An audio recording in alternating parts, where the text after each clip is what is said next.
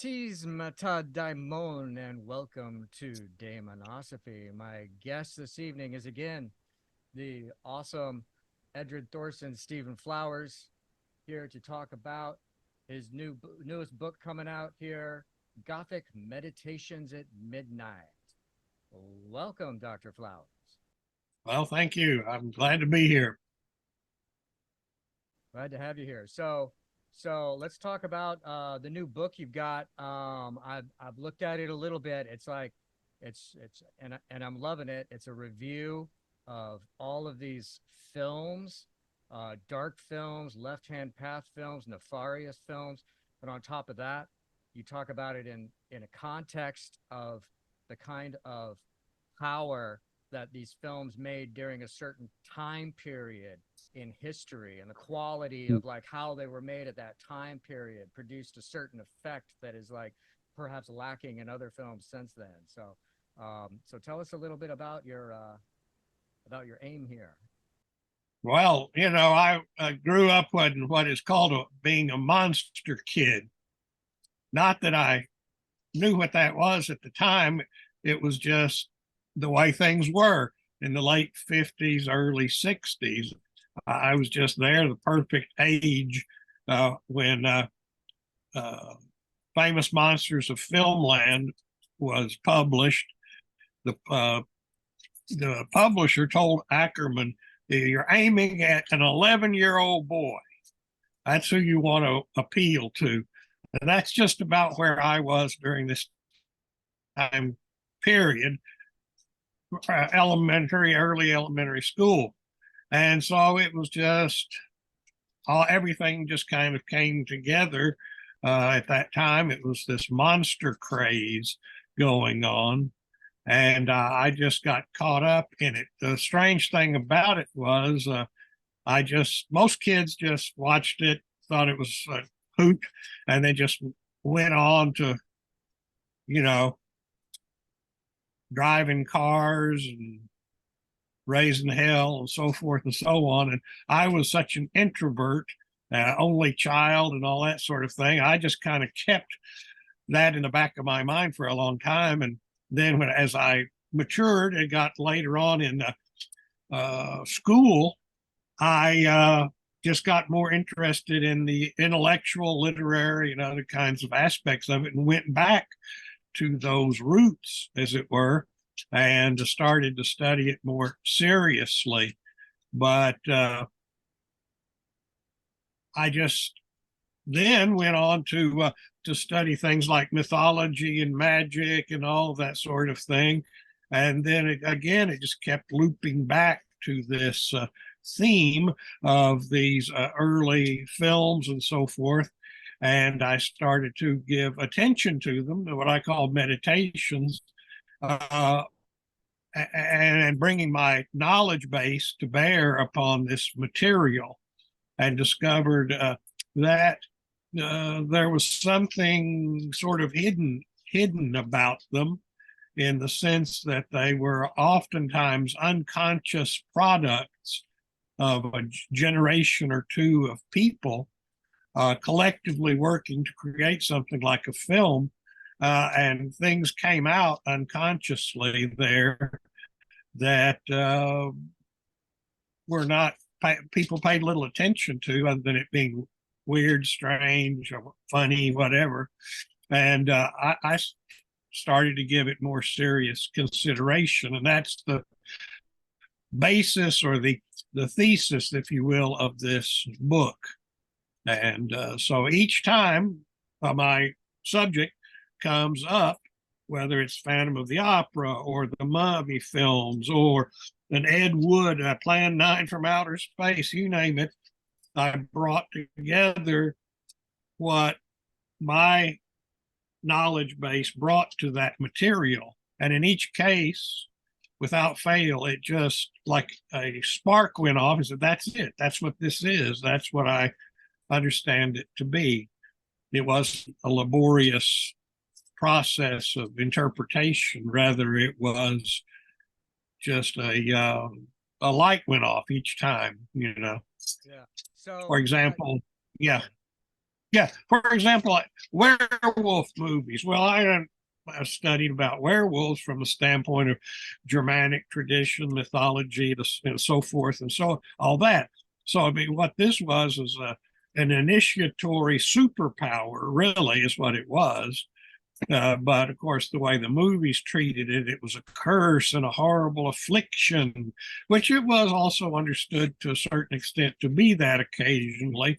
But really, the werewolf thing is a superpower of a warrior class of society and so forth, and an initiatory phase in a young man's development into becoming the warrior.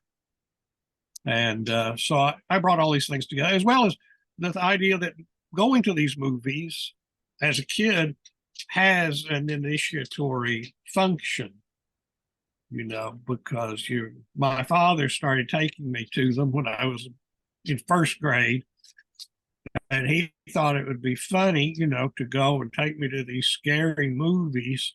And then he would get up and say, when some sort of frightening part was about to come up, he would get up and leave. Just, I'm going to the bathroom or whatever. And then he would hang out in the back watching me and how I reacted to it, and this kind of thing. But to leave me alone in the theater for usually the afternoon, nobody there. And so so going to these movies had an initiatory kind of edge to it in those days. And also a collective cult kind of feel to it. I went to the theater every Saturday, almost every Saturday, the latest films coming out. And that theater probably held 3,000 people or something. And it was packed with kids of my age, completely packed every time. And of course, all with the girls, the this, the that, there was like everything was hyper reacted to. Something scary would happen, the place would erupt in screams, and it was like a real something more than just watching it like we watch these films today in our basements on a video or something. It was a real experience. And people like William Castle really, rode that thing, and increased it with his antics and his gimmicks and all that sort of thing. So he's the guy that put like a Yeah, electric shock things in the chairs to like freak the people Tingler. out. Immersive. I was a little bit before my time, but it was perfect. One of the first ones I saw in the theater was 13 Ghosts, which had a ghost viewer, and you could look through these cellophane strips and you could make the ghosts disappear. If it became too intense for you, you could make the scary things disappear. And so he had that gimmick on that. Every time he had a gimmick of some kind. So, when you mentioned monster babies and how this is like it's a generational. It's a generational. Yes. And when I first Monster Kid. Mm-hmm. Right, monster kids, and so when I was reading that part of it, I thought, oh well, I want to be a monster kid too, because when I was a kid in the 70s and stuff, around that age, it was like I was Famous Monsters was there. I was a big fan of, I love that magazine. But I would see these movies, and I was born in 1968, so it's like I'm after the cusp of right. kids. But when you were describing just now the audience reaction, of people just hooping and hollering and clapping and getting all excited about it and interacting with it. And that made me realize, in my experience, okay, none of that happened with monster movies. All of the classic films that I saw, it was like Sunday afternoon matinees on cable TV and stuff like that. And then VHS. I'm going back in time in it. And the first movie where I was a kid that was, I was targeted at that 8-year-old boy age group for, was Star Wars. and Uh-huh. that's the movie that I remember. Sure. My dad took me to it when it first came out, so I was right there, the first generation that was going to get attacked with all of the marketing and everything like that. But that's what it was like. It was like in the theaters, people were yelling and screaming and Yeah. cursing and Uh-huh. carrying on, and it's like I'd never been around that in a movie theater before, Uh-huh. at that age, and it was just so incredible, and it's so rare that you see that anymore. Yeah, right. When you Yeah, it said was that, it's like no, I understand exactly what you mean. uh-huh. Taking that ECI kind of Uh-huh. impression from an event that happens in time, and there's just no other way to replicate it other than you're there. If you were there, then Hmm. and you got a piece of it. Right. And it was a lot of things were going on, obviously, in the early 60s that were frightening. I see these horror films did many things for us at that time. One thing about them was, of course, they had released in 1958 this shock package. They re-released all the old Universal horror films from the 30s and 40s to be released to television, so that my generation was reintroduced to all of the films that our parents had seen in the theaters in the 30s. And so there was a cross generational, uh, they'd forgotten them. They were just, oh, that was then, and that had no interest in it. But it was their time period. And so it made a cross generational connection there, which was kind of needed because every boy that I knew, everybody, all the kids, almost all of them, 90%, their fathers had been in the Second World War, perhaps the Korean War, but had but many of them had bad experiences and so forth, and they were a different kind of man than you would find subsequently. They were real men. You know what I mean? I mean, they'd been the children of the Depression first, the so-called greatest generation. So they'd had tough times and overcome things. And some of them came out monsters themselves. My father wasn't that way. But some of these guys that went, storming beaches in the Pacific and things like that, didn't come away although they were supposed to just come home heroes and whatever, but there were some real characters among them, some really messed up guys. Yeah. And we were just as a group kind of scared of our fathers. I wasn't with mine, but, just in general, it was a general thing because they were so different, than other people. And their experience again that these monster movies formed the function the way that fairy tales, Grimm's fairy tales, that sort of thing, fulfilled for people. It was horrible, scary stories told in a safe way. Grimm's fairy tales be told by somebody's grandmother or whatever around the kitchen table or in the bed. And these were movies, and they were the men that were in them that were our heroes, Boris Karloff, Bela Lugosi, Peter Lorre, et cetera, these were that generation. They were these older guys like our fathers, but they were our monster buddies. You know what I mean? And that's kind of unusual too, because most of the time nowadays marketers say, "Oh, we're making it for kids. We got to have kids in it, right?" Which was not unknown then. Obviously, look at something like Invaders from Mars or everything. I mean, that was kids in them, 13 Ghosts or so forth. But the cult was not that. It was Karloff, Lugosi, Lon Chaney, etc. These were the gods, if you will, and they were of that world too. And so they brought us together, and it was frightening times. Imagine what was happening. We were afraid, and we were being drilled for annihilation. we had to go into the halls of our schools and duck for the waiting for the atomic blast to come. And this was real. And the thing we thought our parents would be blown away and we'd be left alone, whatever. These were like the real and present kinds of things. And so it's frightening times. And I think that the monster craze is intimately connected to that. As a therapeutic, ritualistic exorcism of these things. So we make friends with the monster, and the monsters save us from our fears.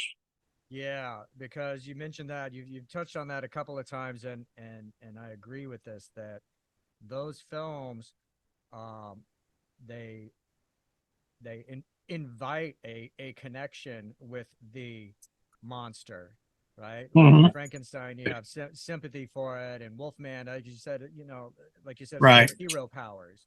So when I saw those films when I was a kid, I wanted to be the Wolfman. Like, Mhm.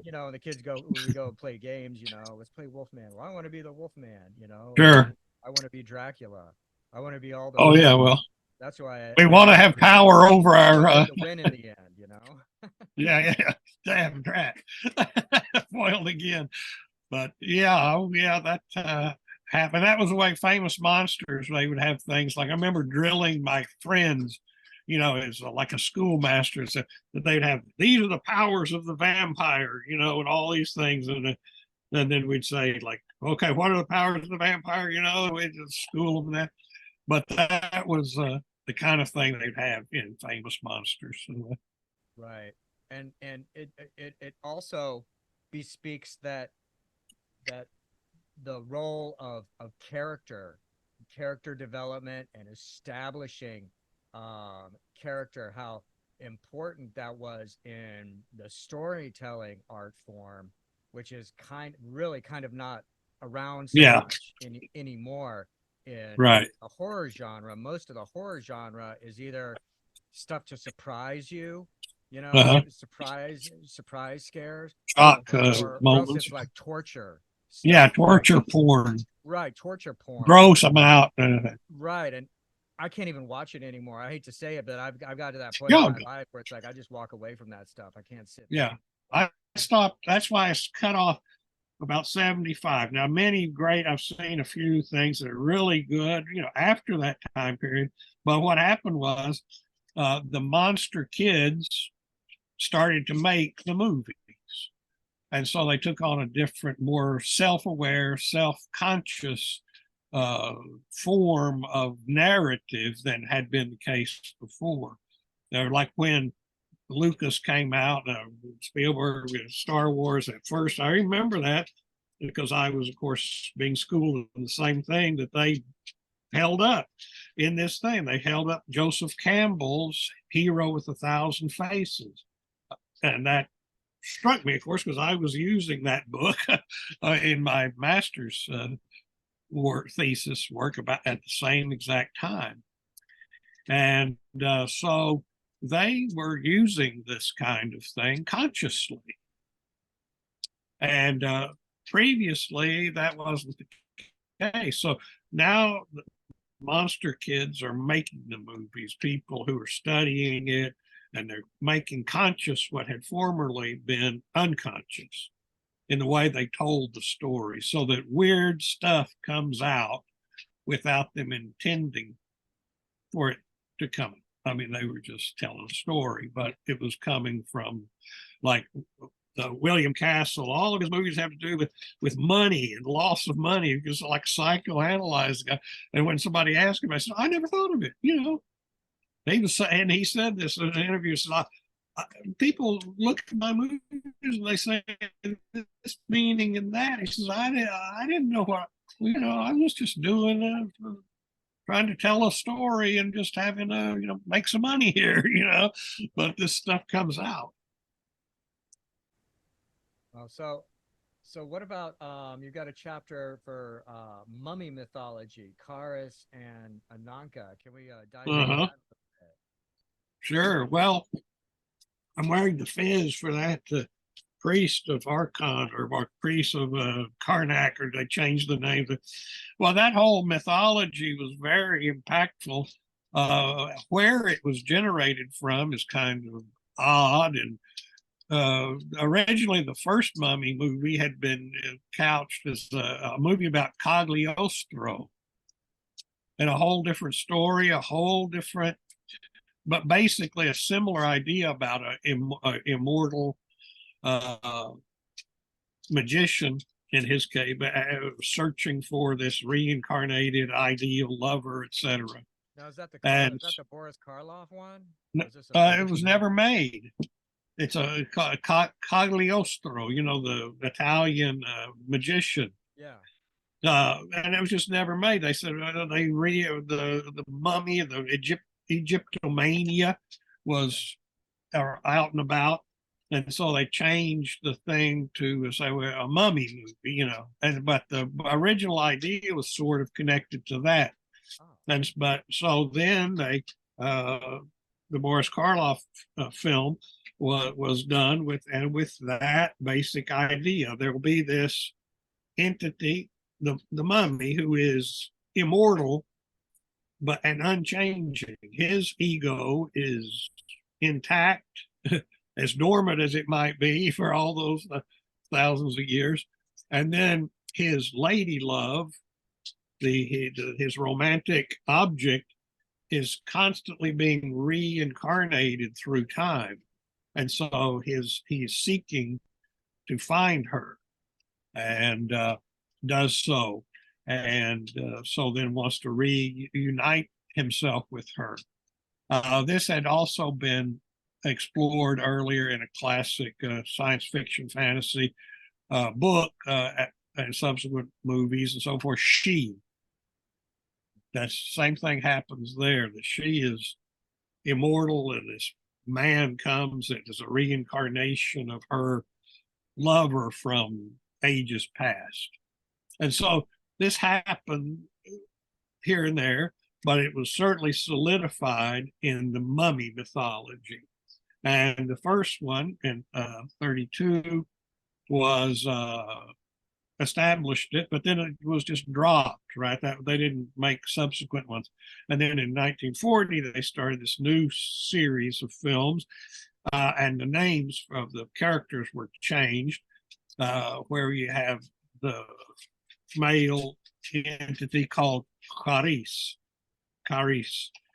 which is Greek for gift or grace, And then the female entity is called ananke, which is need or desire, or compulsion, etc. These are Greek words for these two abstract principles.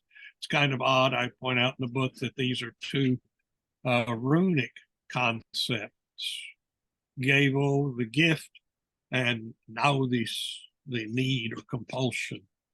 So I know, again, these aren't anything that anyone consciously did at all, but it just comes out, It's the people who wrote these stories were not that, were learned oftentimes and knew a lot and had read a lot, but they weren't trying to make some kind of point the way I say, well, but there is, just like in any literary, some of the things I brought to bear upon this project were just the things I was trained in graduate school for literary interpretation, right?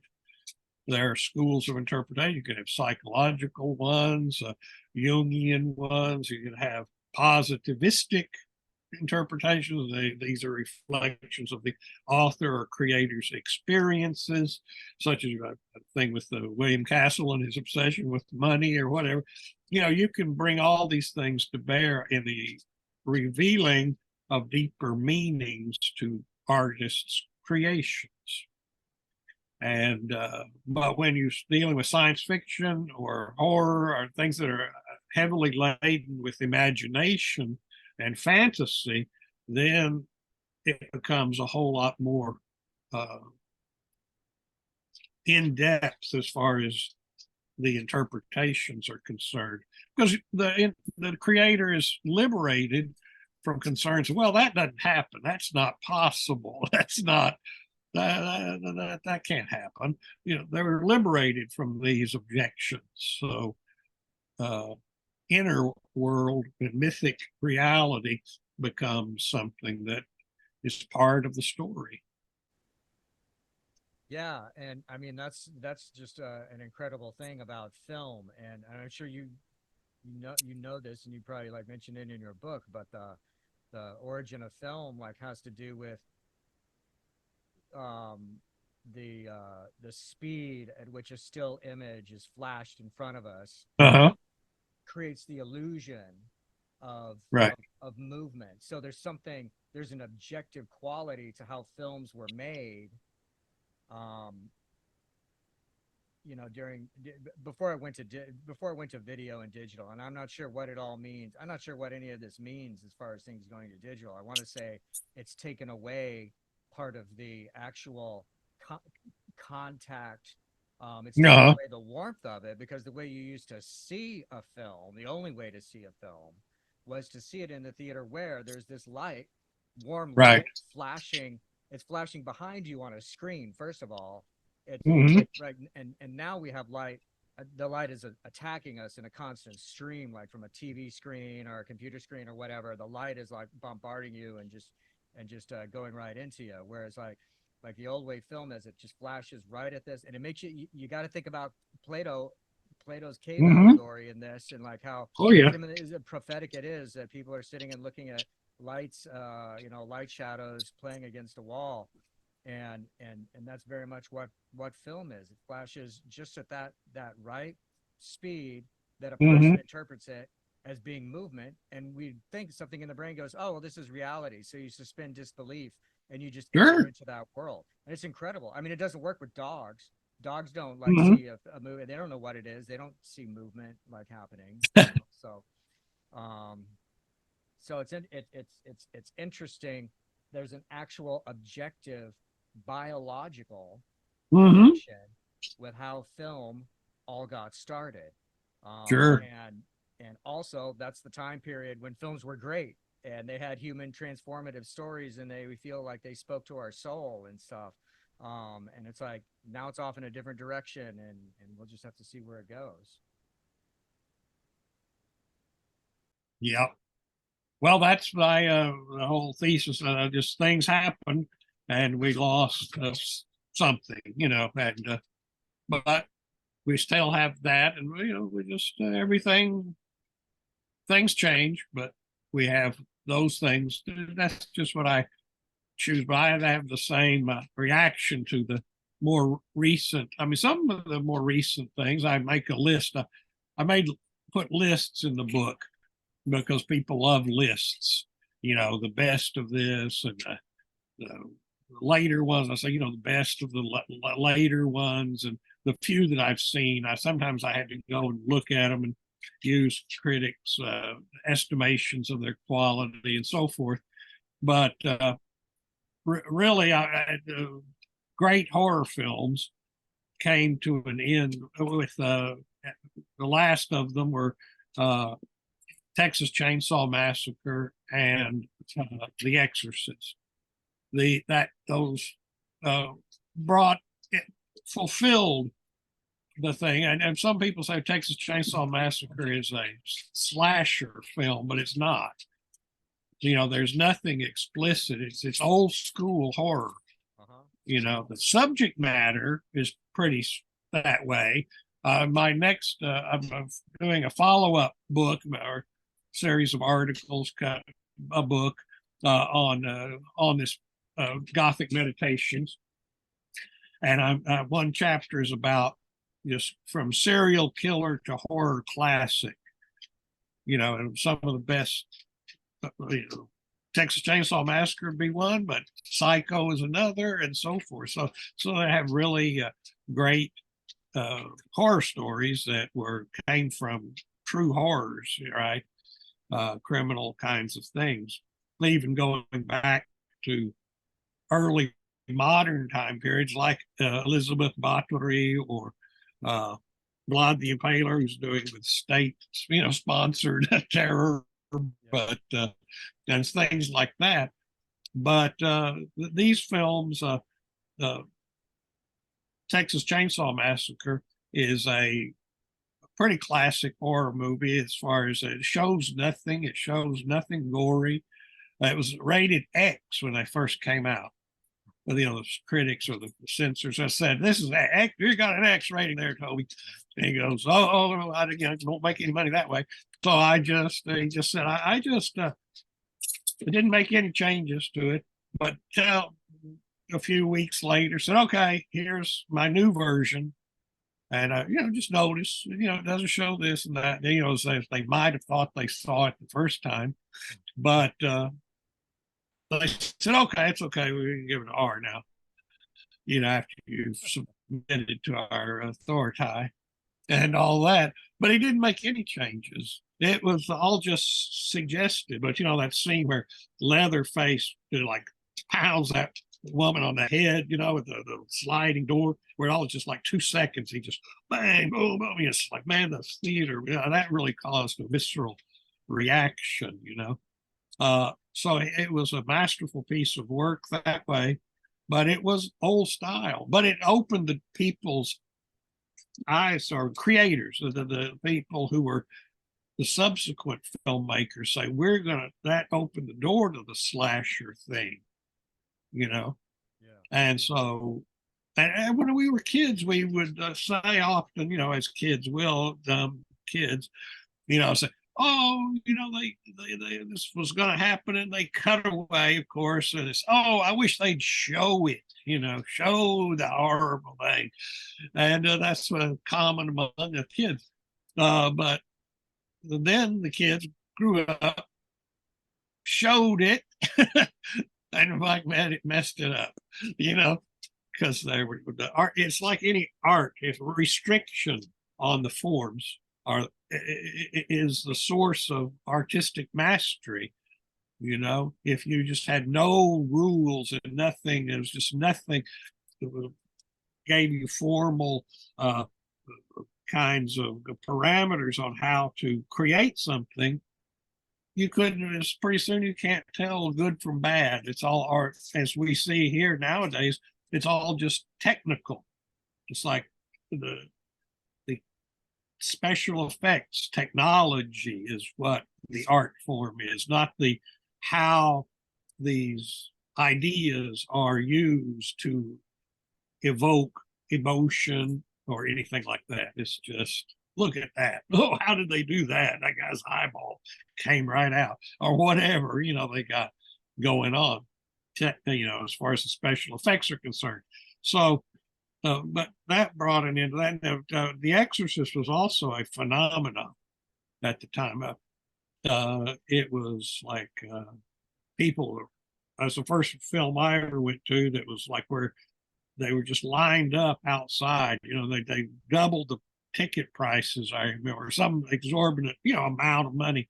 It changed the economics of film. And so, but what it did was made supernatural horror. I mean, something like the reality of an evil spirit, something that had been left behind by most people in the modern age.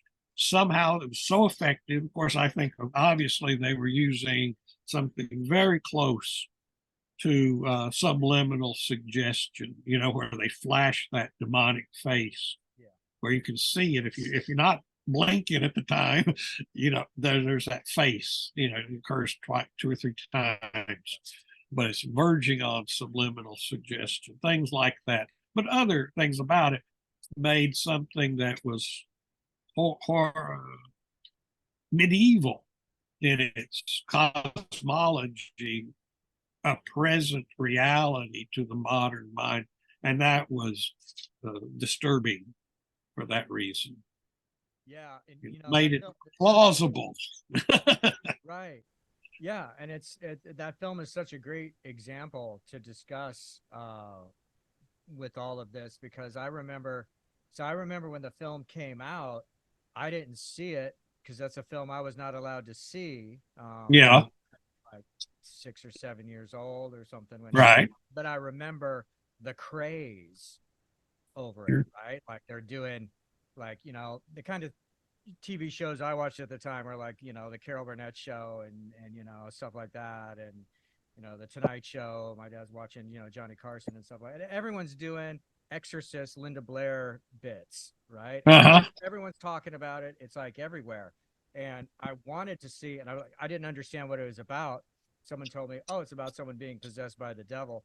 And I came from I had a pretty secular upbringing. So I was just like, oh, Yeah. that's weird. Yeah, that's unbelievable. Right. And I really wanted to see it, but I didn't actually see the movie until, I think I was probably 15 or so, and I saw it like on cable. But that film has an incredible um, effect. There's an incredible silence. There's an Uh-huh. incredible reality to the makeup, and the special effects were done so well. The acting on it is so good.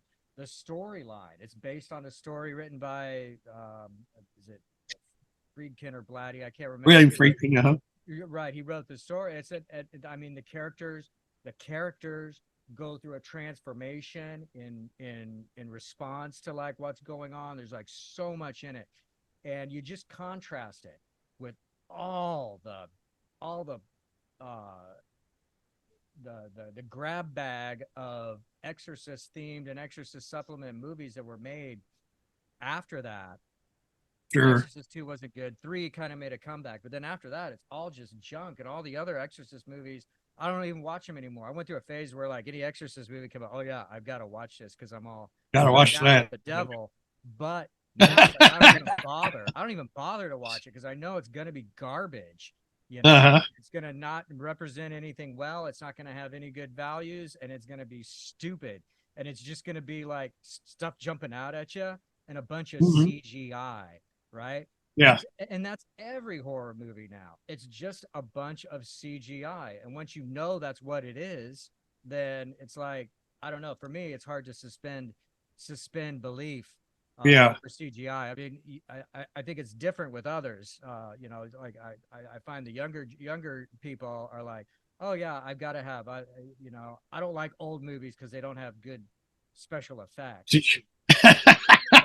But it's the opposite. No, it's the opposite. Sure. CGI is Uh-huh. it shouldn't even be considered special effects. It's just computer. Yeah. They fix Well, it. the one thing that Oh, CGI is good if you're not really doing anything extraordinary with it, but just creating atmosphere like you want to make yeah, your cityscape look like it's from 1890 or something, just the things they can do to without saying we got to build a set, and right, right. spend millions of dollars just building some set for the East End of London or something. So that it's like a colorization of black and white films. It's like that's a stupid idea, but not. It could have been. I've never seen this, but things like Phantom of the Opera and the Cabinet of Dr. Caligari were in their most in the best theaters, the top of the line theaters. They had color aspects to the print. Now, sometimes they tinted them. Yeah, They just kind of did a wash, like the Caligari thing was kind of a green and black sort of tint to the whole thing. There were colors there, but nobody tries to, that I've seen, I'm sure, it would be a good idea to recreate the effect the way the top of the line film theaters displayed these films. You know, you can do that with colorization and right. recreate the way they were originally seen. No, everyone's always trying to like push it, to make it as more realistic. Something I had a really good film teacher when I was in school. I took some film studies classes as a Sure. minor. And my teacher was this guy, or he's the head of the department. His name was Wheeler Dixon, and he'd actually worked in Hollywood. He worked on the set of Laverne and Shirley. Like he'd worked in the factory. Like he knew Andy Warhol and all of this stuff. But one of the things that he said is that you have to understand that every film, when it comes out, is the height of reality, right? So Uh-huh. people like look back at Boris Karloff's Frankenstein now and go, oh, that's just cheesy, right? But you have to understand at the time that that was made, that was the most realistic looking thing. People were terrified when they saw that. They were like, oh my God, you know? Sure, But you have to absolutely. understand that. You have to keep that in context. And at the same time, they are trying to push things.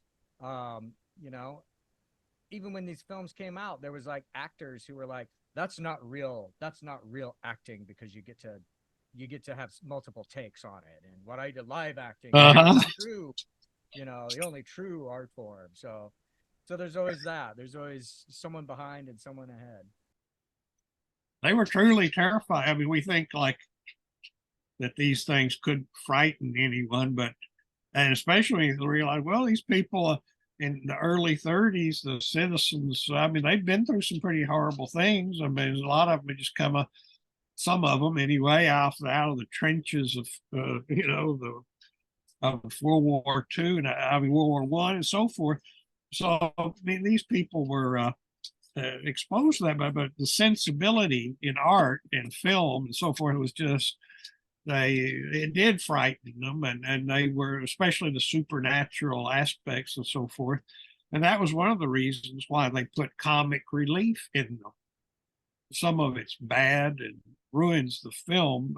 For example, the Mysteries of the Wax Museum, which was the original, for a long time thought to be lost, 1933 film with Lionel Atwill, that was remade in 1953 with Vincent Price, The House of Wax. But it's pretty much it's largely a remake of that. And at the time the Vincent Price film was made, it was thought that Mysteries of the Wax Museum was gone. They didn't. It was a lost film, but it turned up again. But yeah, I saw that. So I really want to see this, and I saw it, and it was good. You could re-edit it, but it would be like half the film. It's got so much silly nonsense in it, characters that are spooky and whatever, but they're put there for comic relief because the filmmakers believe that if they just bore down on it with no comic relief, that the audience would lose their minds. That they needed to have this in order to, make the experience palatable, and they couldn't take it without this. That was actually their belief. That's why, and sometimes it's good, and we love them, like the Renfield character in Dracula. But that's what he's there for. The fly eater and the whole thing. That's what his function in there was. It was Well, that's so Shakespearean too, isn't it? yeah, Shakespeare always has a yeah, comic that helps. Yeah, it makes it more palatable. People can. uh-huh, yeah. So I see you've got Caligari back there. Um, Oh yeah, she knocked it down a little bit. My dog. what about you? I know you talk about that in the book too, Caligariism and obscene angles. Yeah. Well, that was expressionism. Just as an artistic form, regardless of whether it's in literary or visual arts or whatever, is this idea that we are going to make the reader or the viewer participate in the subjective universe of someone. And if you say, well, normally person X or person Y's subjective universe not that much different one from the other. But if someone is insane and their subjective universe is completely off base with reality, the way most people think it is, then you've got something extreme, right? You've got something extreme to express to the reader or to the viewer. And so that's what this whole idea in the Weimar period, especially in Germany, of expressing these strange, idiosyncratic, sometimes insane the viewpoints and putting them on the screen so that the viewer has no option to ignore madness. That's all there is to see. And so they have to participate in this mad world. And that was the idea of Caligari. I found it interesting in researching that it's considered to be a masterpiece and a textbook example of expressionism, because it does, in the end, as far as the way the film is presented, in the end, final version, it is shown to be a expression of a madman, that a madman has been telling the story from the beginning. And that's why everything is so crazy. You've been participating in a madman's world. But the original way the film was written and the way it was supposed to be presented, it didn't have that. It was, they just presented the story in this way because they were saying, no, not that a character in the film is not insane. You're all insane. We're living in an insane world. And everything is crazy. And this is what you're going to see. Same message, but completely refocused to the public rather than to a character in the film. And so that's how it was recut, if you will, by the producer to make it into an expression of one of the characters' viewpoints, which makes it a more classic kind of example of expressionism. The other one was more of a political statement, that we're living in a mad world of the post-World War I Germany, Yeah. And there's a lot of cuts of that film too, isn't there? Doesn't Cabinet of Dr. Caligari have like there's like all kinds of different edits of it floating around? Yeah. Well, that's like with the major one. They had to shoot some more scenes and make it at that end where the doctors, oh, now we know the root of his psychosis and we can help him, kind of thing. But it occurred to me while you're talking about that, the idea that it takes you and it completely immerses you in a mad world, that like the function of and that makes the viewer like, oh, you have to participate in the mad world then, because there's no other option within here.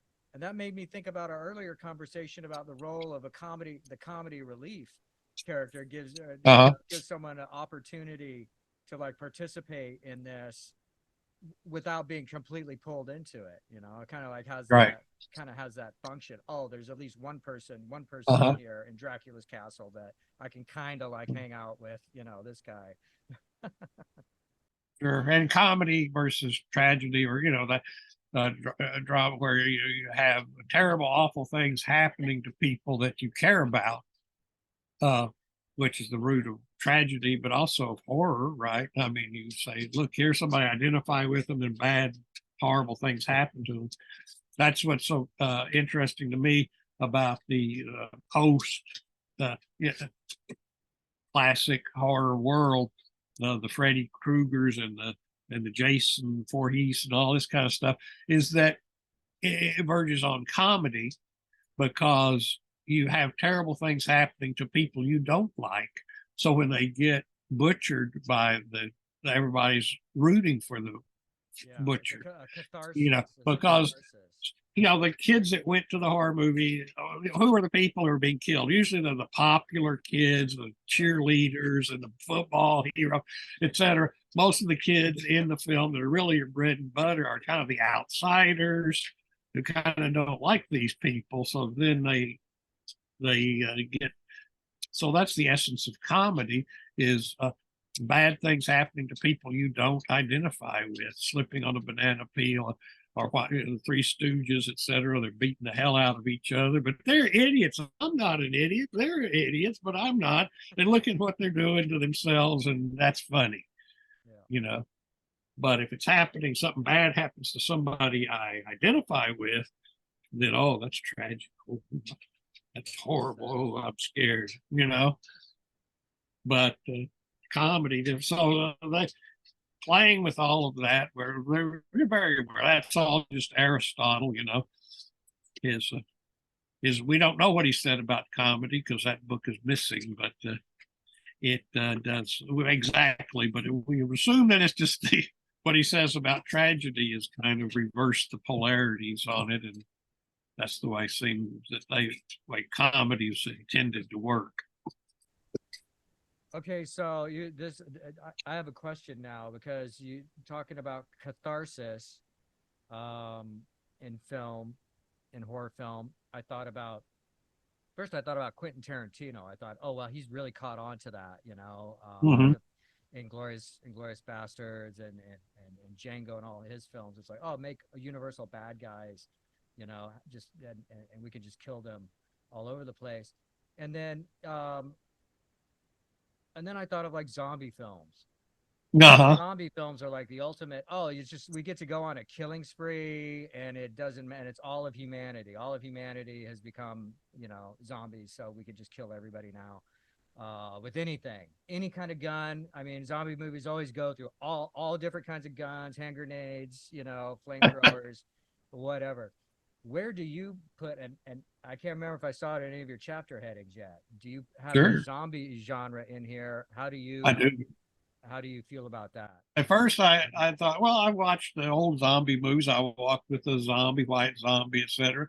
I thought, well, you know, I didn't really think too much about it. But then I went in while I was writing this. It was a long process of writing this book.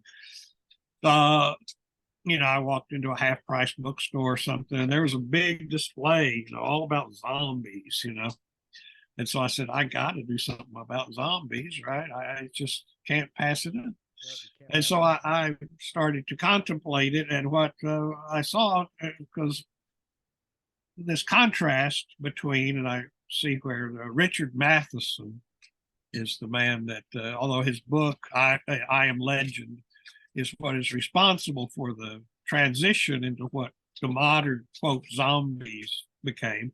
But in his book, he and in the movies made from it, Last Man on Earth, Omega Man, so forth, they weren't called zombies. They were, and in his book, they're pretty classic vampires, but I guess you'd call them ghouls in the sense that they seem to want to eat the dead rather than just, you know, suck their blood.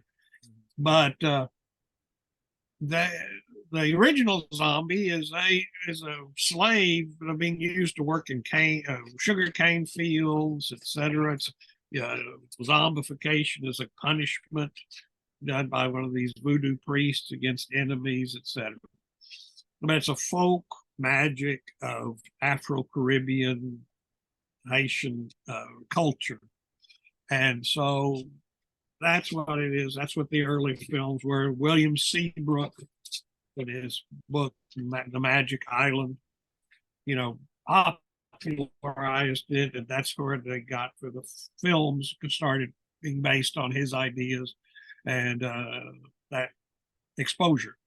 But then what we have with Matheson, who's one of the great writers of horror, most people you know, register with the name, but he created a lot of great things. And he did this thing where he created this new genre of zombies. And then George Romero essentially picked up on that with Night of the Living Dead. But again, he didn't call them zombies. He called them, I just watched it, and I just said that they're, you know, whatever the things, the entities, the ghoul might have been mentioned, but never zombies.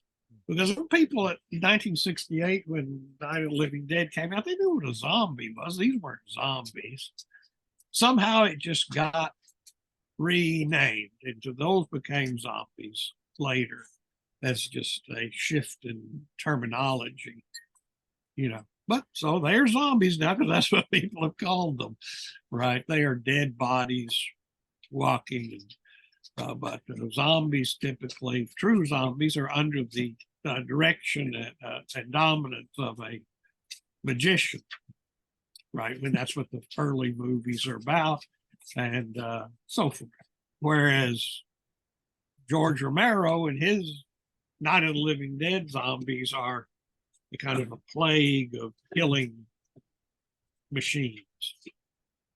But they're consumers. That's why I put it from sugar cane slaves to, you know, cosmic consumers or something. You know, they consume. What are they consuming? They're consuming your brain. You know, so that it's a metaphor for consumer society and consumerism. I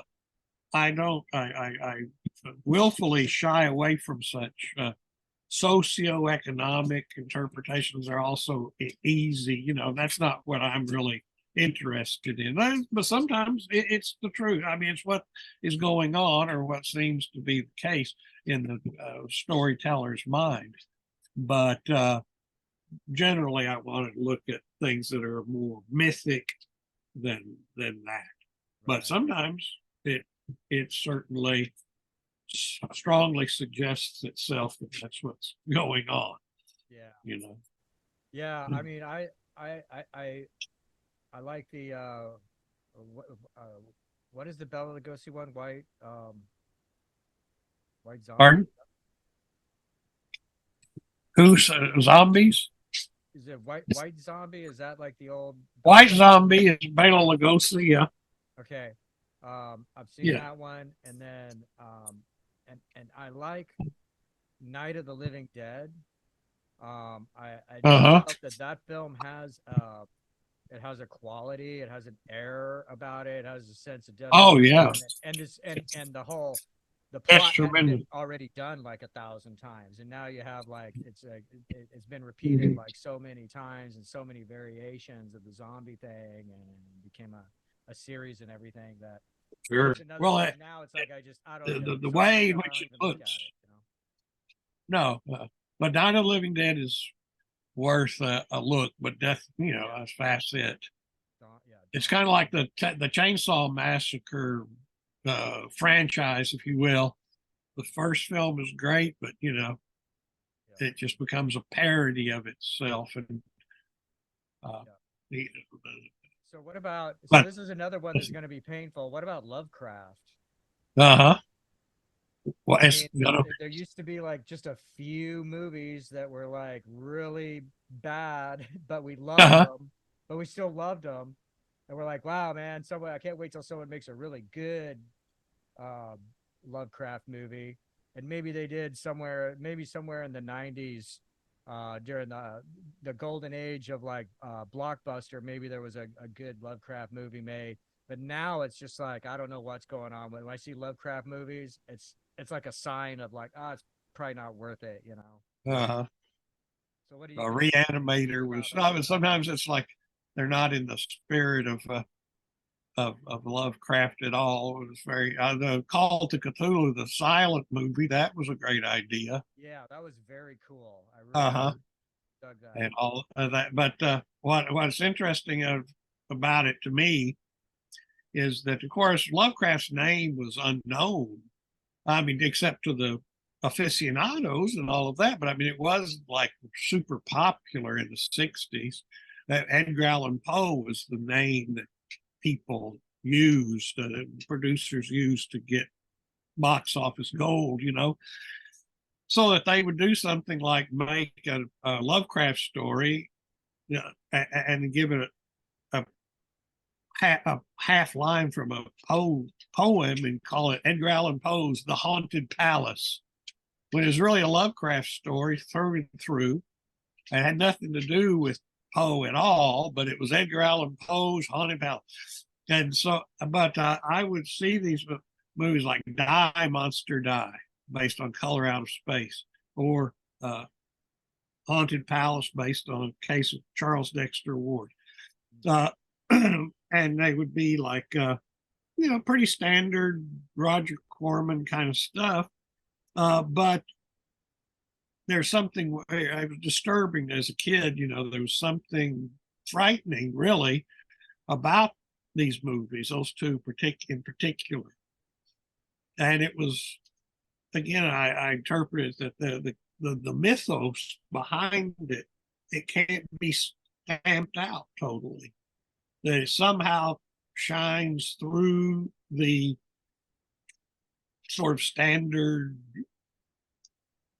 plot devices or whatever that's going on. There's things in there that say there's something below the surface that's much weird. Just like Haunted Palace, there's like, okay, this guy, he's a wizard. He's come back from the dead, kind of, to wreak vengeance on the local town that executed him, blah, blah, blah. Okay, but what is the heck is this guy doing? He is trying, there's never really made explicit, but it's visually it's made explicit. He's trying to get women to mate with this creature from underneath the house. This monstrous creature. He's trying to have sex with it. I mean,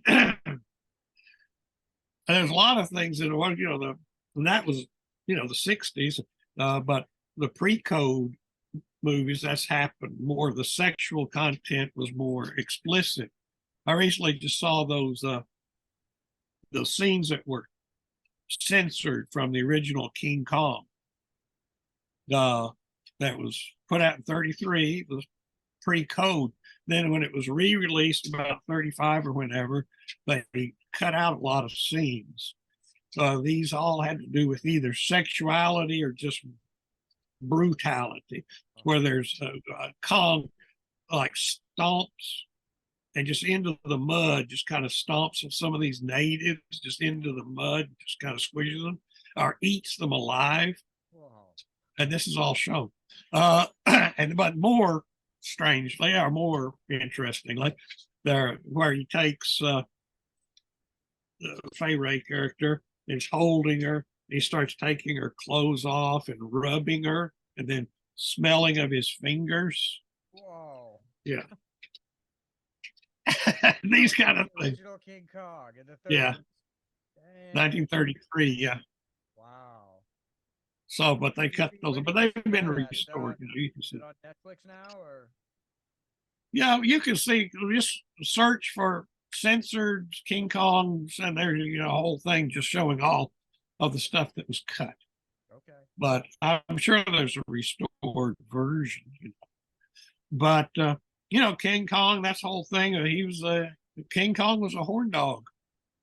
He had a thing for human women somehow or another, and he didn't just chomp them down like he did these other people. He was somehow, he was a romantic fella. Yeah. And that was the thing at the end where it was the beauty that killed the beast.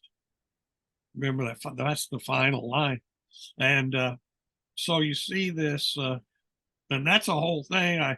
In my second volume, I'll get into it a little more, but this whole interspecies horror, the horror of becoming an ape or coming from this whole Darwinian horror, that is popular in the wake of the Scopes monkey trial and all that sort of thing. Just the horror that people have of the scientific notion that we are somehow connected to or linked to these inhuman animals. Yeah. Modern people today don't say, well, so what? That's great. And not horrified by that, but people in the late 19th, early 20th century were.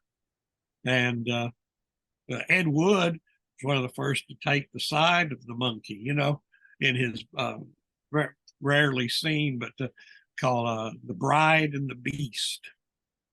You should see that if you haven't seen it. Bride and That is a no, I great, think I might have The seen. I might have seen Bride parts and of it. the Beast. Yeah, but this is like the Great White Hunter guy. Marries this woman, brings her home. And he says, "Oh yeah, I got this ape, in the basement. He's my pet. His name is Spanky." And because he got out of line every once in a while, I had to give him spankings when he was little, and blah blah blah. And then this woman sees this gorilla, and just kind of they start having a moment, a romantic moment, and it all turns out that she then goes to Africa with him as a safari, and these gorillas come to their camp, and she goes with them, and she goes into their cave, and there's like this gorilla, they're getting it on somehow or another, and then these other gorillas come along and start joining the party. And the Great White Hunter gets there and, it's going to take his woman back. But, the apes knock him out. And she goes off into the jungle happily with the, going. And there's hypnotism involved where they're regressing her back to her ape like origins. And she goes off and is happily. And they said, yep, she just returned to her source or whatever. And that was, I guess that's what happened to her. Yep. And but Ed Wood takes the side of the beast and sympathizes with him. Wow, that's amazing.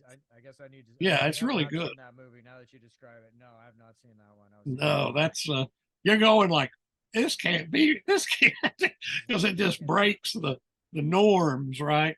It's also it kind of lets the actual original ape that the guy had in his pet, he shoots him because at the beginning, on their wedding night, the gorilla Spanky escapes from his cage and goes upstairs and wants to, get sloppy seconds or something. Yeah. And so the Great White Hunter comes in and shoots him, because it's like he's a rival lover. But only Ed Wood could, could right. put this thing together. In the 1950s, and it's like the innocence of people watching these films, they just don't, it doesn't register with them oftentimes. Just like King Kong. They tie up this woman, between these poles, and the gorilla's going to come and get her. I mean, what is going on here? It's again like that thing in the Haunted Palace where they have this woman tied up, and this entity is going to be coming up from the bowels of the earth to what's going to happen here? What is the significance of what we're seeing? They just don't, make the connection. It's like people watching Liberace on television in the 50s. You go, boy, yeah, that guy's flamboyant, isn't he? I mean, nobody goes and makes the connection that what's really going on with these people. Right. It's just unacceptable in their brains. They cannot make that connection. It's taboo. But that's what's interesting to me is the taboo things that do come through and that were made explicit for those people who could read it. Yeah. So Uh, Ed Wood is like, um, he demonstrates. I think that he loved film so much, he loved movies so much that he made them. uh-huh. And there's like a lesson just in Ed Wood that if you love something enough, then you can do it. You can make it happen, even if everyone thinks you suck, and maybe you do, But the thing is, it's like, I mean, it has to do with like the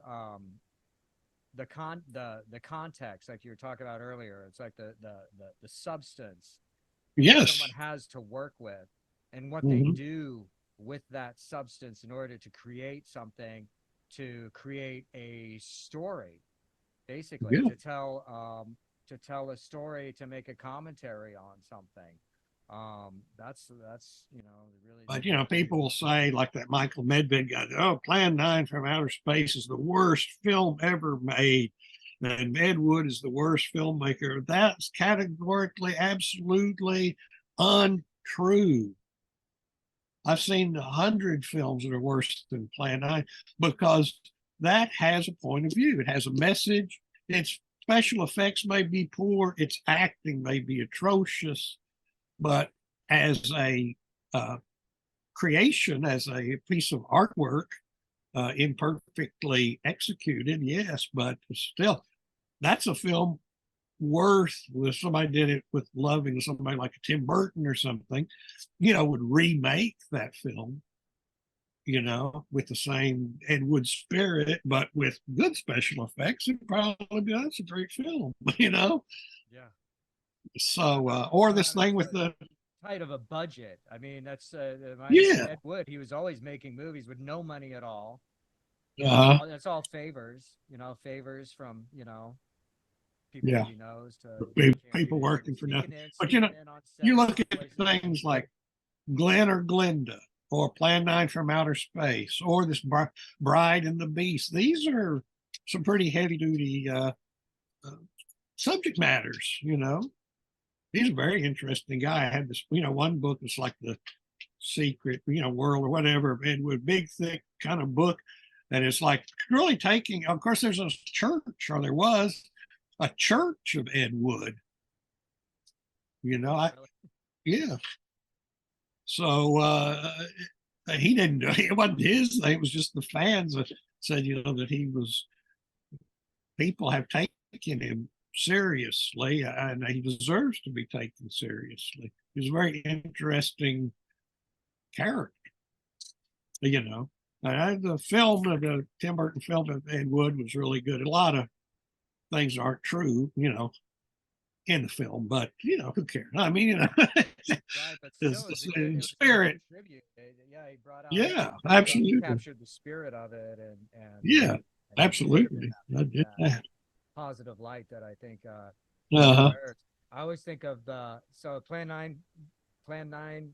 There's like a scene towards the end where there's like aliens. It's like the alien visitors or whatever, and the alien Uh-huh. commander is giving this final talk, about how eventually you will learn to explode the rays of the energy of the sun and destroy the universe, and everything gets like really. I mean, all of a sudden everything gets really heavy. It gets Uh-huh. really deep at that one point in this film, and that's an incredibly it's a moment that I always remember from. Yeah. Well, that was his thing. That's something I developed in the book a little bit, throughout, is this idea of the theme of the outsider, you know, and as within the films, but also the idea that the monster kids, we ourselves were outsiders and such things. But that's Ed Wood that's his principal message in Plan 9. It's these outsiders that are misunderstood and are ignored and not paid attention to. So that's the whole thing. What do you aliens want? So we want you to hear us and know that we exist. You Right. know, and that's all they're wanting. But it's so obvious that his outsider status, as all the things he was an outsider about, uh, where he just wanted to communicate to them. But that's what The Outsider by Colin Wilson has. I've sort of put those criteria that from his book in there. And one of the main things about the outsider is this outsider wants to cease being an outsider. Uh-huh. You know, I mean, there's a longing to well, it's a Lovecraft story called The Outsider, right? Where this entity, this dead man, comes out of a grave, as I recall, and goes to this house where he sees the a light, and he wants to go inside, and he goes inside, and people are running from him screaming, oh, horror, horror. And he says, what is it? Why these people this way? And then he goes to a mirror, and looks in there and sees this horrible, decayed face, and sees that he's rejected because of his outside. But the aim, kind of like when you see a painting and the message is in the title, right? Where the title of the little short story is The Outsider.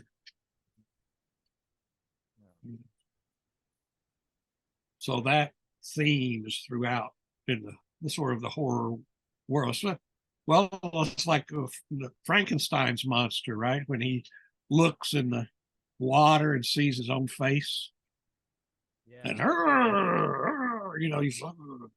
he's frightened and horrified by his own face. And of course, in the book, he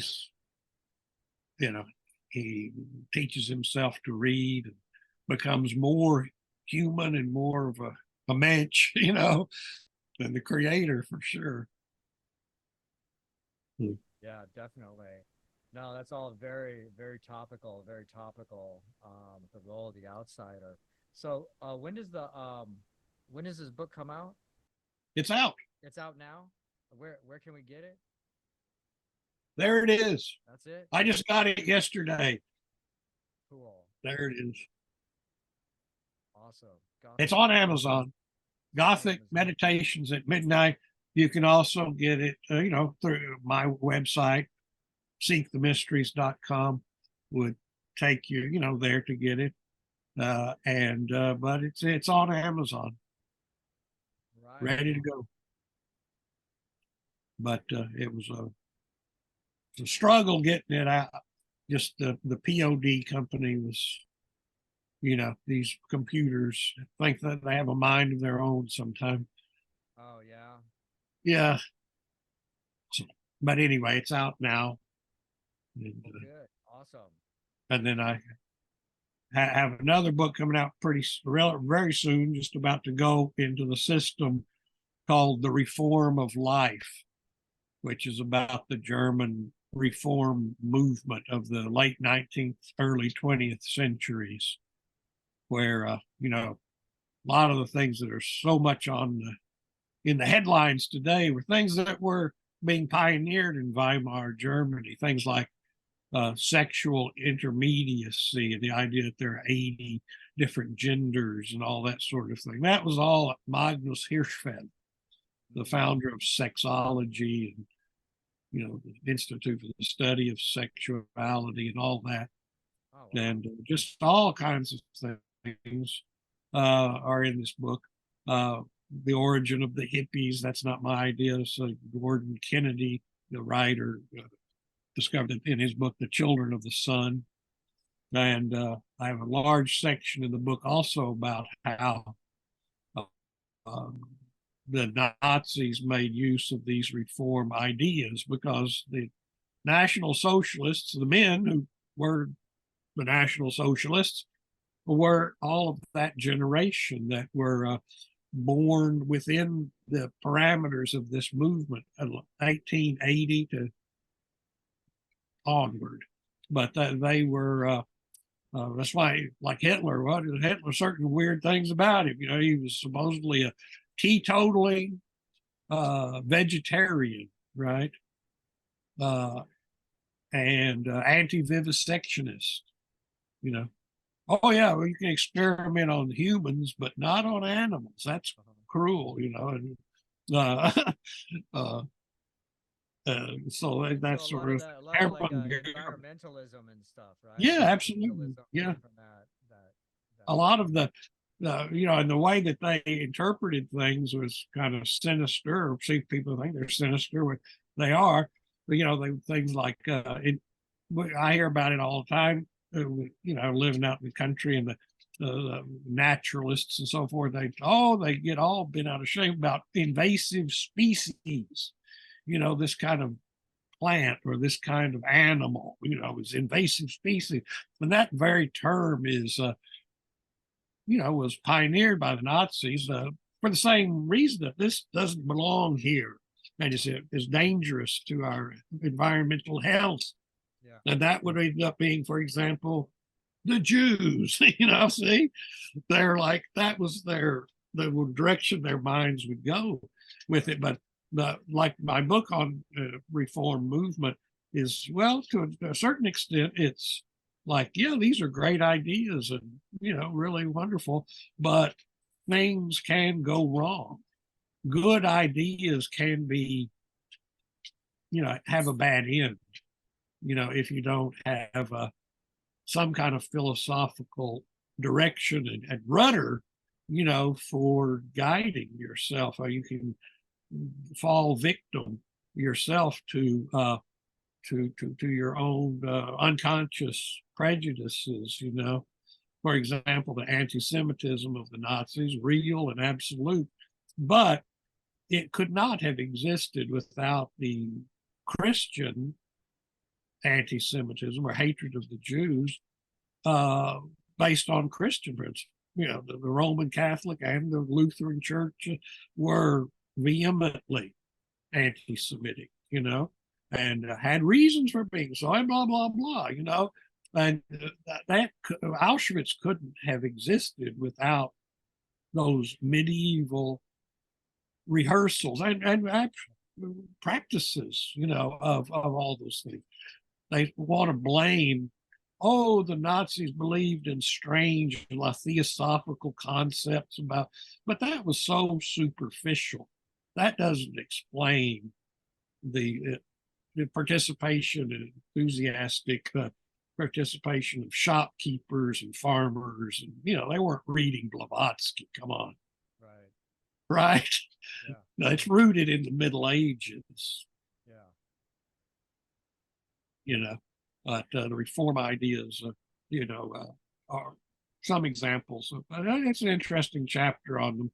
It's like they were naked, not Nazis practicing nudism in the SS, all kinds of weird things. Yeah.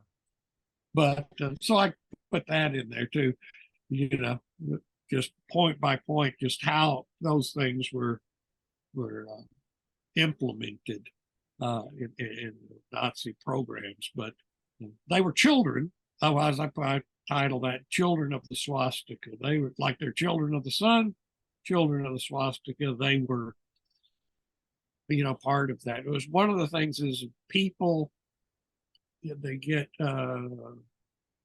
tuned into the idea that we have profound cultural, social, political problems, and I am willing to take the solutions to the extreme, and that is where it goes horribly awry, as opposed to, come on, let's have reason, and some kind of morality and understanding of humanity. No, this is, and what I see across in the headlines of all is what's going on currently. People who should know better, but are so wounded, their pride and their arrogance, and their pride is so wounded that they are just bent on vengeance, right?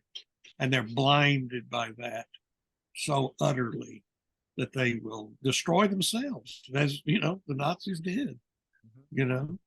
Willing to just throw themselves. Well, first they're burning books, but eventually they're throwing themselves on the fire. Just madness, and how close we are oftentimes, or some people who allow themselves to be so close to that annihilation. Just like what happened in Iran. Iran is a beautiful, on the road to becoming a great partner in the world, and in 1979 just reversed course and went back to the Middle Ages. Nazis did the same thing. The most educated, the most more Nobel Prizes than any other country, the most prosperous, educated, industrialized country in the world, suddenly reverts to medieval superstition as the only way out.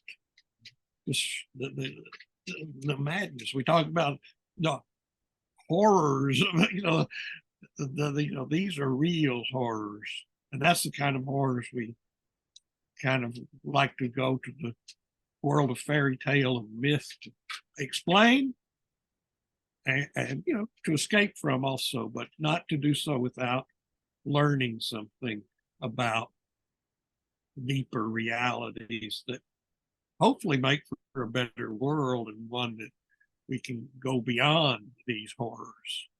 Well, when you You see know, the absurdities of yeah, what's happening in the world, or the contradictions, like you pointed out at the beginning of this, like the invasive species thing, how like that, it's so ironic when you consider, oh, there's wildlife like concerns all over America about, oh, we don't want invasive species, this is like such a problem, but at the same time the immigration policies are like, oh, bring in everybody, oh, oh yeah. and it's like, well, why is that? If Why this is that is okay? this disturbing nature, why aren't you worried about that Oh, disturbing nature? And this is just one example of, like, I mean, whenever you start digging into the world politics and what's going on, you just run into these incredible contradictions and absurdities to where you're like, the you're inspired to look for some other kind of meaning for it.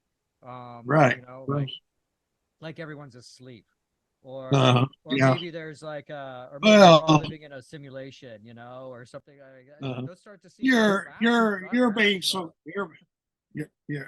you're being very kind with that analysis. I mean, like we talked about in the past with my occult roots of Bolshevism. When you're bent on the prime directive is gain power, maintain power. That is all. That's all it's about. And so then you say, like, well, that doesn't make any sense that you are against this. And then you're like, or like the streets of New York where they're saying, Nazi is Jewish, Jews are, so wait a minute. I thought this, not well, because we'll say anything, Yeah. no matter how absurd it is philosophically or logically or reasonably irrelevant. I am pushing these levers and pulling these strings in order to subdue you. The more unreasonable, I claim that I am absolutely reasonable and completely scientific and rational, and that you are insane. But behind the scenes, that my practice is totally mad, you know. But that was the whole Marxist thing. It's like we're the smartest person in the room. We're the only ones that know and are, we've explained scientifically exactly how everything works.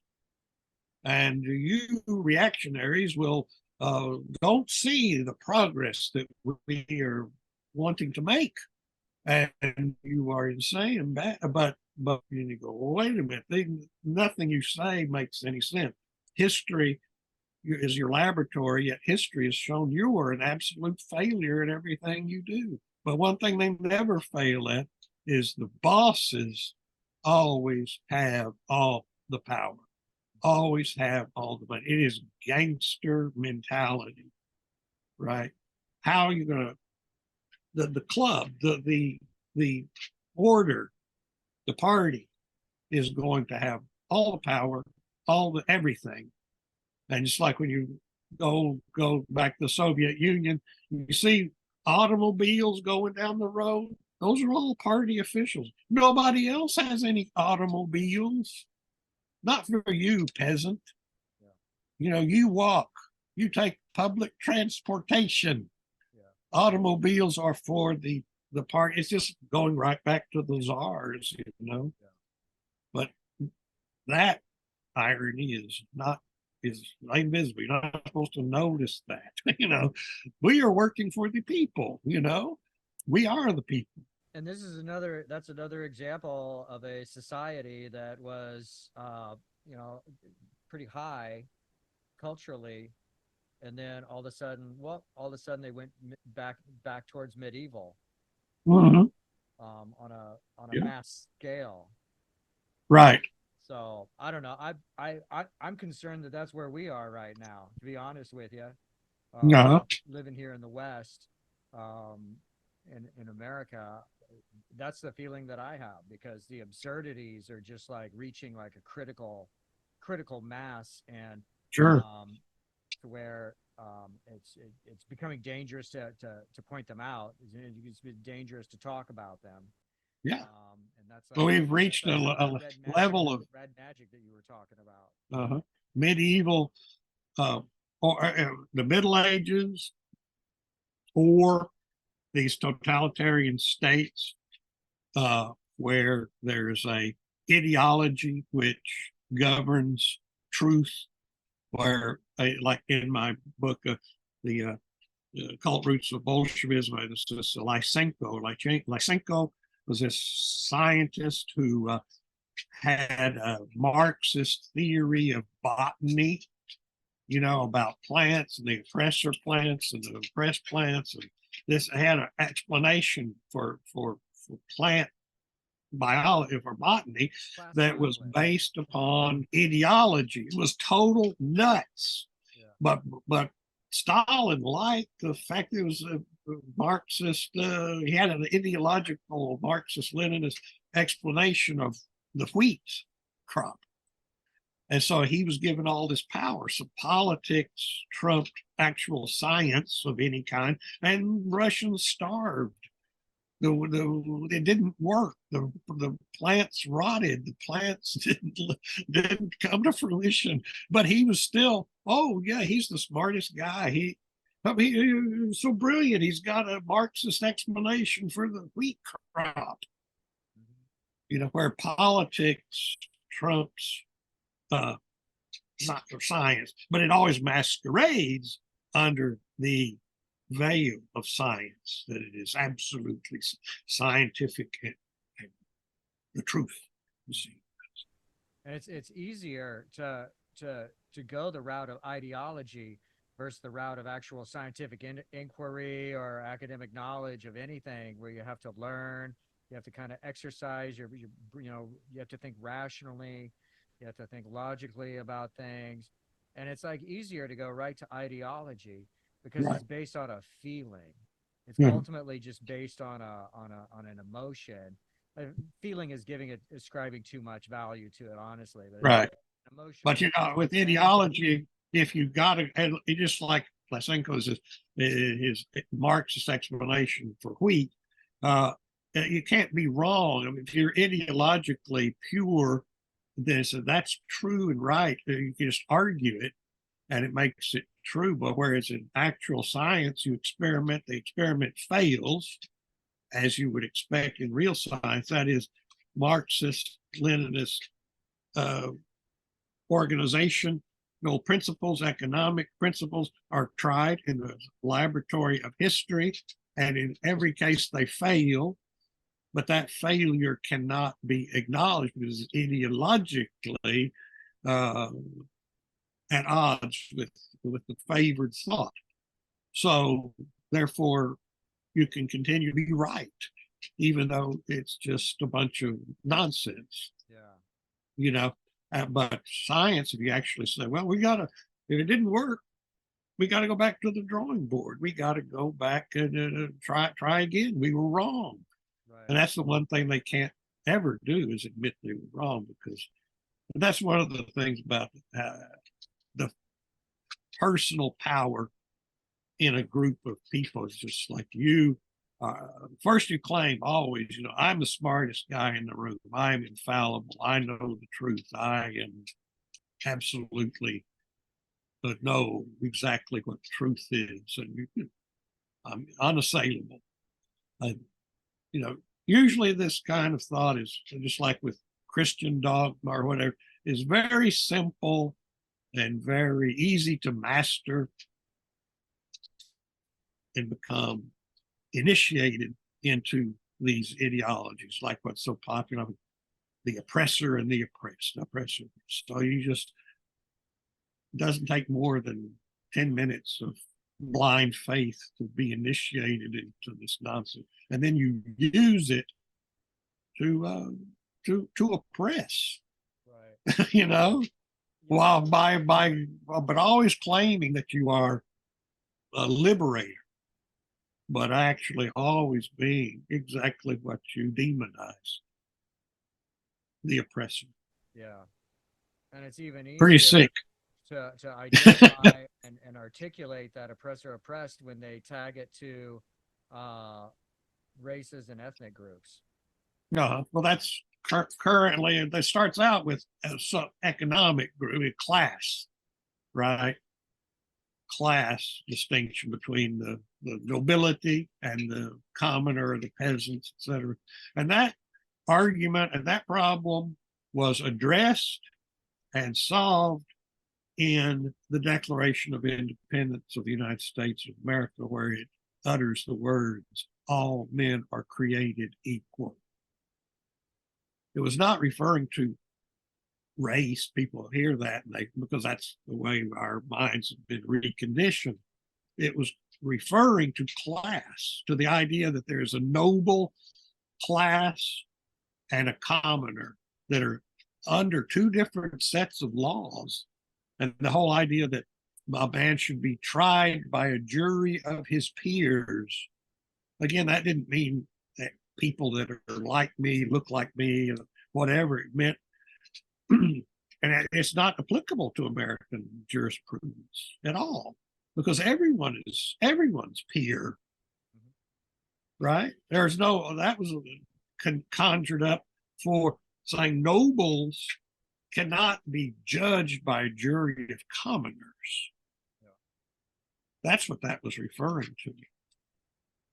So that's an English medievalist kind of view that jury of his peers has no application to American law, because everyone is everyone's peer. We are all equal under the law. Yeah. These concepts are rapidly slipping away, but nevertheless, that was the idea, that we're all equal that way.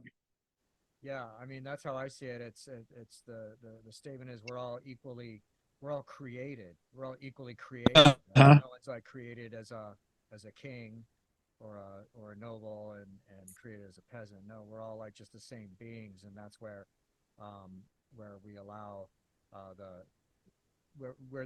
we acknowledge a free market. You have to acknowledge that there's like a free market in all of this, that we're all equally entitled to pursue opportunities freely within within that context. Right. And yeah, I mean it's totally slipping away. It's the kind of thing that if people don't have these values instilled in them, if they don't learn like these values, then I think that makes it harder, and the education system right here, which is compulsory and state owned, state, ultimately state education, is just, I mean, I don't know how the world is ever going to be anything different as long as that mechanism is in place. Because even if say, we had a windfall of like freedom and independence in America for a little while, it's going to be temporary so long as everyone coming through the education side, everyone coming through that education cycle is going through an indoctrination into oppressor and oppressed class struggle ideology of some kind. So well, it's Gramsci, the Italian, Antonio Gramsci, the Italian Marxist, who was explained why Marxism couldn't work or wasn't working, wasn't able to gain power, was that the establishment has control over the education system, the bureaucracy, and the media. So his solution was back in the 20s, was that's where we have to aim our efforts in the West. In the East and in other places, you can like Mao take power with the barrel of a gun. But in Western democracies, that's not going to work. So you have to gain those things that the establishment presently has. And so let's start working media, educational system, and just the petty bureaucrats that really, make the law on the fly. If they say, well, we're going to help this person or that person or this, whatever, we can undermine the way the law is written, Yeah. and legislate from behind the desk. So, that was his plan. That was his deal. And I think that's what is occurring. It has occurred. I mean, I witnessed it. I witnessed it happening. I didn't realize what was going on completely, but at the university. When I came into the university in 1973, I won't say it was free of this element at all. Everybody was there, but it was a war. You can see in the departments, these struggles between and among all the people. That it's an uneven, it's asymmetrical warfare, because the one side that's just there, we're in the German department, we want to study German literature and da da da. That's what we're here to do. The other guy is, we're here to take this department over and teach Marxism. Okay. Whereas the other guy is just, I want to read Hermann Hesse and explore literature. And da, da, da. See, one guy's fighting a war and the other guy's just trying to live and do the craft or whatever. But another one is bent on victory. And it, from 30 years thereabouts. So that's a generation, next generation. So then another, and so that, and I look at my home department, my Department of Germanic Languages or Germanic Studies at the University of Texas now, and you look at the graduate students and you go, my God, the things they say they're interested in, the way things that they are researching, it almost has nothing to do with German literature or anything about it's a catalog of these social concerns, applied to or projected upon German situations, language, whatever, but they're all the same. I think if you went to the English department or wherever, it would all be the same. Yep. It's all, those things, all of which are also extremely easy to master. Because if you're just like, we're doing politics, we're doing ideology, it's kind of like you go back to the Nazis, you say like, well, we don't have to do we don't have to do that hard of work as long as it is ideologically on the right page, we'll get acceptance from the bosses and position and power and so forth. And we just kind of, if that's our viewpoint, then that's all that matters, is that our viewpoint is expressed and enforced. Is it right? Is it correct? Is it, that's ideologically it's correct, therefore it is correct as far as the discipline is concerned, scientifically correct. And that's what I saw it happen. Yeah. And you can see where I look back and my God, these people were coming from certain universities into our university, from Wisconsin, for example, from Berkeley, from these certain schools, and they would be drawn in and gain influences. And I think it's all. I think it's the sociology departments. It's the sociology departments are like the center of it. That's a central source of ideology. I mean, sure. I was very naive when I went to college and I got a bachelor's degree in sociology, really because it was easier, and I was interested in statistics. But the more I Hmm. got into it, and I was in it like early, it was like this, like early 80s through the early 90s, through the period of like Clinton being elected. And when Clinton was elected, I felt just where I was, there was a noticeable change, and that everything became, there was new, like you said, there's new professors came in who had Uh-huh. no, like, and they were all minorities. They didn't have like knowledge about anything. They didn't lecture about information or knowledge of any kind. They just lectured about injustice and stuff. They pontificated. Right. They just pontificated. And so you got grades just by, mirroring back their attitudes. And at the same time I noticed that there's certain ideological things that were like introduced at that time. Um like someone who is not, people who are not white cannot possibly be racist, certain Hmm. like little ideologues like that. And Right. I saw these same ideas transferring over into the other classes I was taking, in English class and in film studies and different electives that I was taking. These ideas would transfer over, and so they spill over into everything, into everything else. But I mean, sociology, I feel, is it's the heart of it. They teach Yeah. they teach Marxism. I mean, you read Uh-huh. Communist Manifesto, Read and that.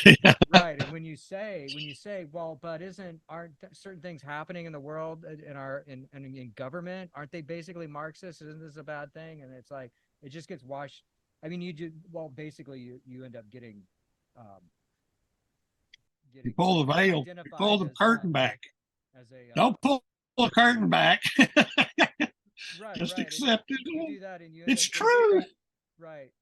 It's You just the truth, son.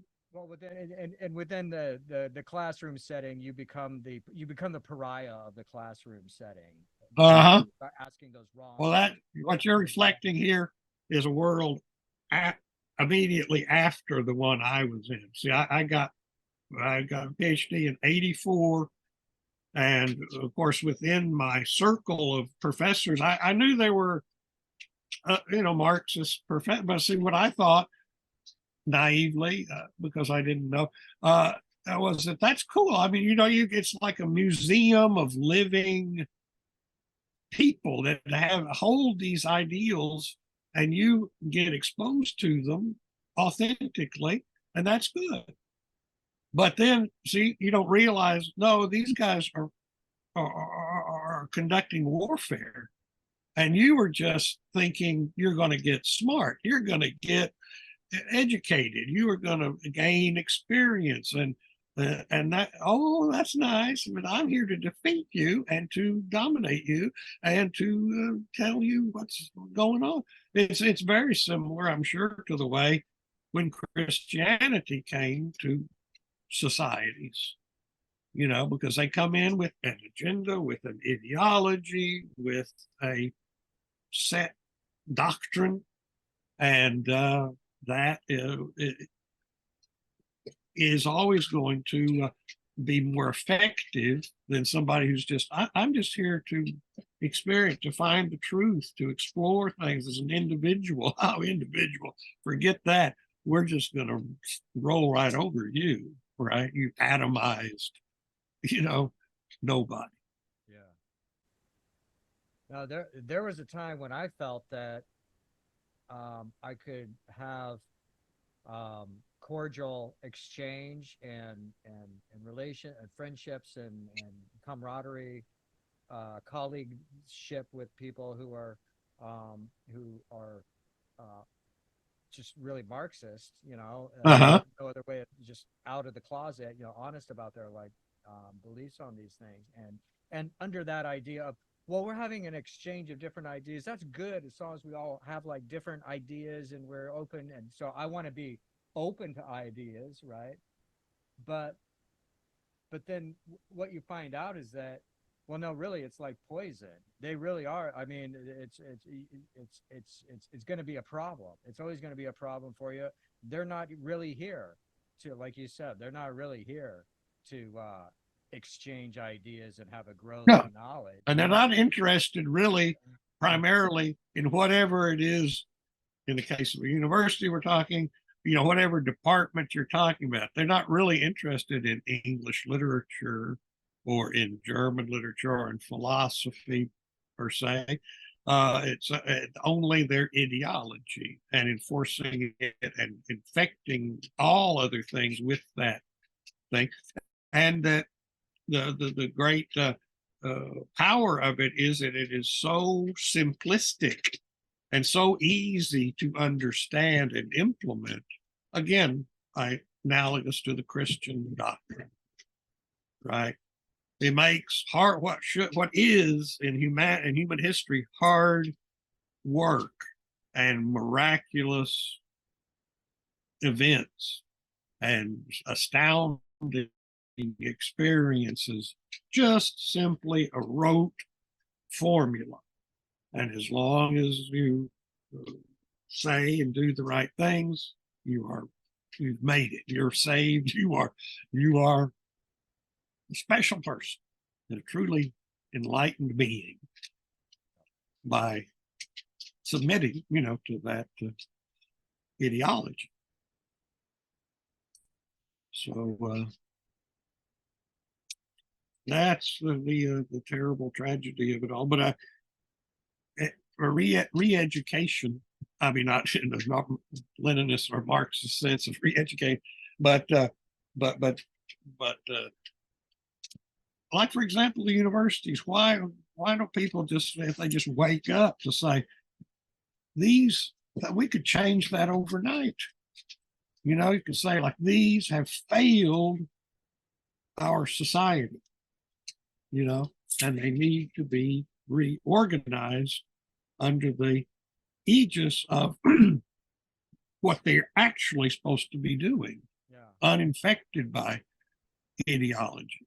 The government would have to remove all of the funding for like student loan. All of the government funding just would need to be wiped out, need to be removed like completely, and for the universities to be totally independent, beholden to the free market like everyone else.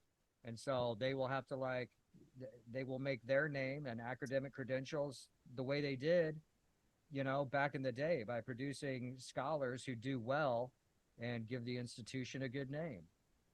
Yeah, but like the Ivy League schools are private schools. Of course, they're getting a lot of money from the government, but their endowments are enormous because of the prosperity of their alumni. And the alumni are generally older and are not, just like this business with the anti-Semitism that is running rampant there. I mean, the old dudes, that went there, they're old guys like me and so forth, they know that's wrong, and they have the power to say, I'm cutting you off. Yeah. And I'm going to say something about this. I'm going to object.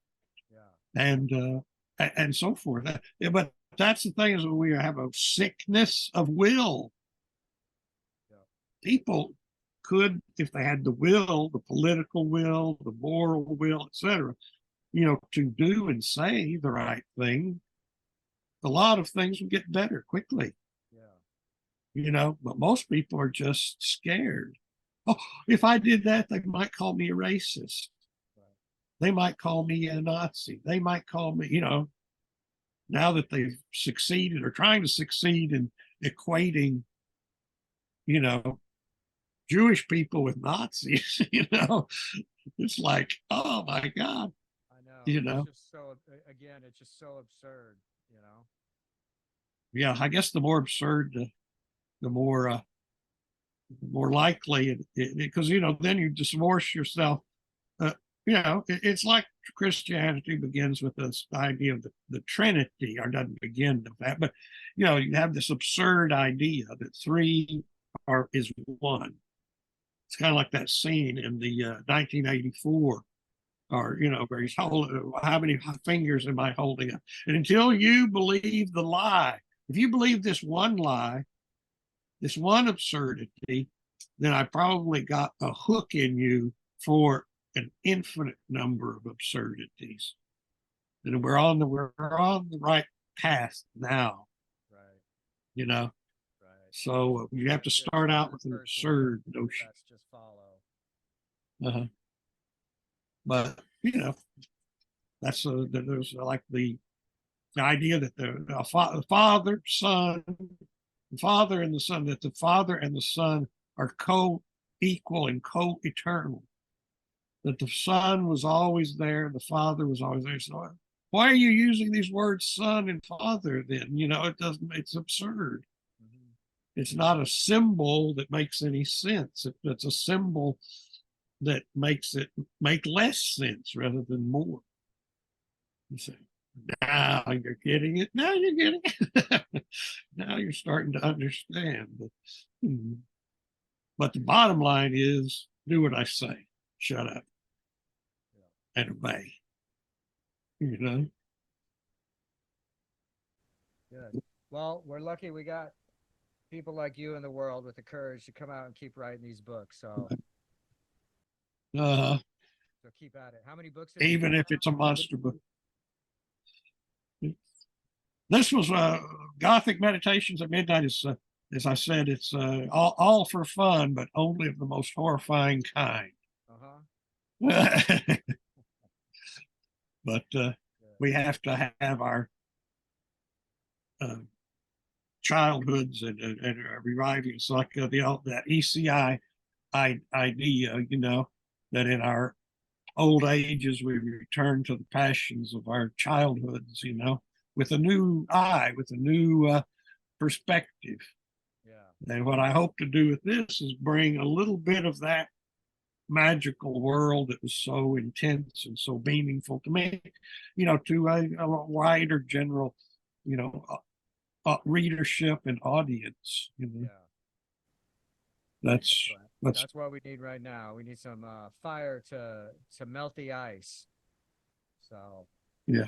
so I encourage everyone go out and get Dr. Flower's new book, The Gothic Meditations at Midnight. Here it is. You get your copy now. Get it right now on You won't Amazon. regret it. It's funny. There's a lot of funny stuff in there. I start off every chapter, you know, with like my own sort of what my experience was with one of these topics. And there's criminality.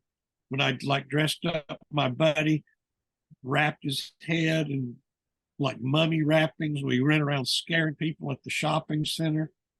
Got hauled in by the mall cops. And they said, okay, kid, you know, what's with the bandages?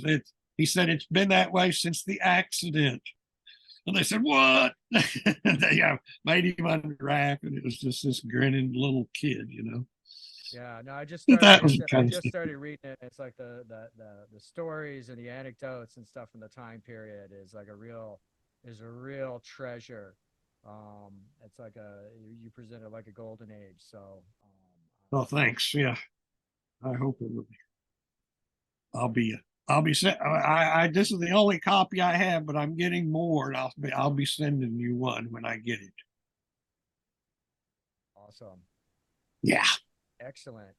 All right. Well, hey, Edward, thank you so much for coming to Thank talk to me you. again. Appreciate it. Keep fighting the good fight. Okay. All right. Take care. Happy warrior here. Bye bye. Bye.